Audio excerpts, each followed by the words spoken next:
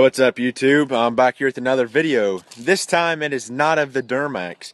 It is of my truck. I have a 1998 GMC 2500. Wish it was a diesel, but hey, we all can't have diesels. Very nice truck. I'm the third owner of it.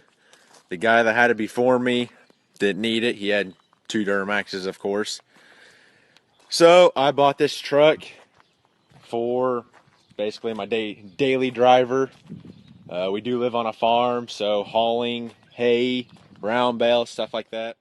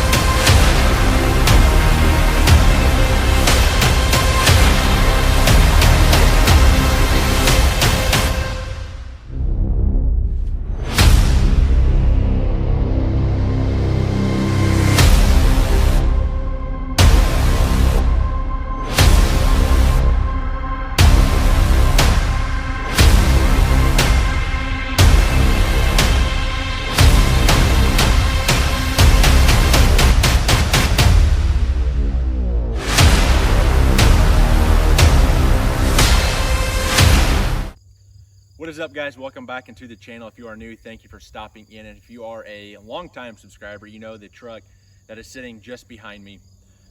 Let's go back a few years to when I first got this truck, end of my junior year of high school. It's a 1998 GMC K2500. I love this body style. I knew I wanted to build one eventually, and this was the perfect platform to start on. So going back 2 years, I got a bunch of different sponsors to help me out on this build. I got a bunch of great friends that helped me out, starting out with my buddy Chad over at Hoosier Motorsports. He helped me with the lift kit. He did my rockers and cab corners. My fiance helped me numerous nights out in the shop. My buddy Micah, his fiance Kiana, they also helped. My buddy Jimmy helped. There's just a number of people that I can't thank enough for getting this truck to where it is today. We'll just start on the front of the truck and work our way back. The truck is rocking a 6-inch rough country lift kit.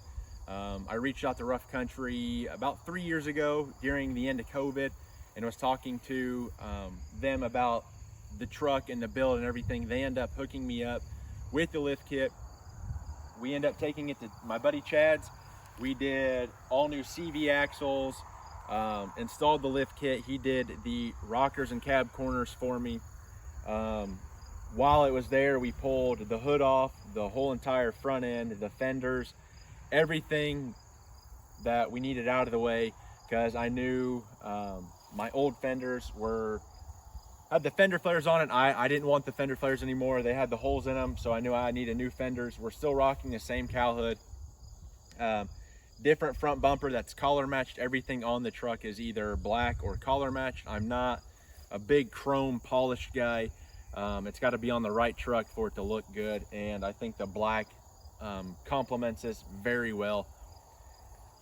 So like I said, we did the rough country lift kit to accommodate our 18x12 Moto metals.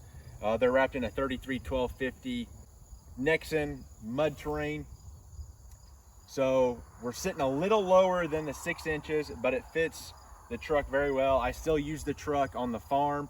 I'm still going to use it to tow the Gooseneck, and I'm actually going to be using it September 16th at my wedding to haul the Gooseneck. That's how we're getting from our venue over to our reception. We did all new doors on the passenger and driver's side. My buddy Pacey came out and did window tint for me, so big thank you to him.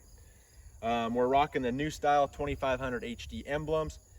The mirrors, I haven't decided if I'm going to go back to the original style like this, if I'm going to clean these up and paint them, or I thought about doing the Boost Auto part, like 2015 style tow mirrors with the turn signal in it. Not 100% sure what I want to do yet as far as the mirrors go. As far as the body goes, we did, like I said, new rockers and cab corners. Huge thank you to Chad for doing that. And then the lower half of the truck, from the body line down, we did a rock guard, just because I am running the mud terrain tires. I didn't want rocks to be just destroying my paint right away. We worked around to, I guess, the middle section of the truck. I did a different back glass. I got rid of the sliding rear just because the sliding rear in an extended cab truck was kind of pointless. You either had it open or it was shut. You couldn't really do much in between. I mean, you stop at a stoplight, you're gonna have to reach back and try and open it before you take off, and that was just a mess. So we eliminated that, did a solid back glass, and I will tell you, I will never do a back window again. I shouldn't say that. If I had the right tools, it probably would have made it easier, but it was definitely a learning experience. A lot of this stuff was either done by me or my buddy Chad. Excuse me. The bed, we actually did all new cross members underneath. This isn't the original bed. This is a bed that I've had for probably 3.5 to 4 years. It was a rust-free bed. The only thing we had to do, the inner tub on the passenger side had a little bit of rusting. We took it out, undercoated the entire side when we did the new bed rails underneath, and then we painted everything. The only other thing that we did, other than like the lift kit and stuff, is I'm gonna have airbags going on, but that's gonna be going on a later date. I'm not gonna stress about that right now. We're still rocking the Reaper traction bars. We actually painted those in a metallic flake just to get them to stand out a little bit. While the bed was off, we went ahead and sanded and painted the entire frame just to get it looking fresh again. We're rocking the Rough Country shocks all the way around the truck. We're still running the same exhaust that's been on the truck for a while now. But like I said, everything on the truck is either the color matched or it's black. I wanted to do the tinted tail lights. Obviously the headlights are tinted. And I want to give a big thank you to Bill at Oxidauto. He sent out reverse lights. I end up going with basically their entire package to deck this truck out. We're running their LED cab lights, all LED back here from them, and then our high and low beam, and then switchbacks from them.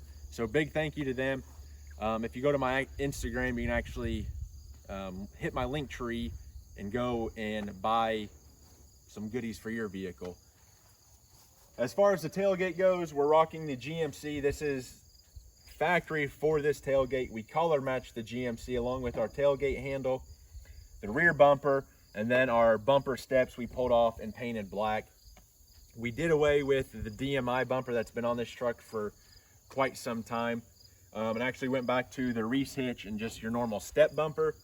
Again, huge thank you to my buddy Chad, as he came out and did a spray and bed liner. I actually did a video of him doing this. It was probably a year and a half ago. We saw the gooseneck hookup in there, which is fantastic. I decided to do a soft tonneau cover. I knew I wanted to do a tonneau cover, but I didn't know if I wanted to do the trifold or the soft. I'm glad I went with the soft, because the more I looked at the trifold, if you're gonna use it and use your entire bed, the trifold is gonna be leaned up against your back glass, and I didn't want that. So we just decided to go with the soft. We still have a little like corks and stuff we need to work out. I have to put the front drive shaft in and redo the exhaust around it. But I would say, as far as the truck and drivability go, the truck is 95% done. The other day we did a new deep transmission pan with ICT billet bolts, just to help with like the transmission temp, keeping it cool and all that as we're towing. But other than that, it's still a 355. The transmission's been rebuilt, the rear end. So a lot of the stuff on this truck has been touched, and I can say that it's been touched by my hands. I didn't really send it off. If I did send it off, it was, like I said, to my buddy Chad's, and we were over there as much as we could helping him. So again, thank you to everybody that played a role in on this truck. I can't thank you guys enough.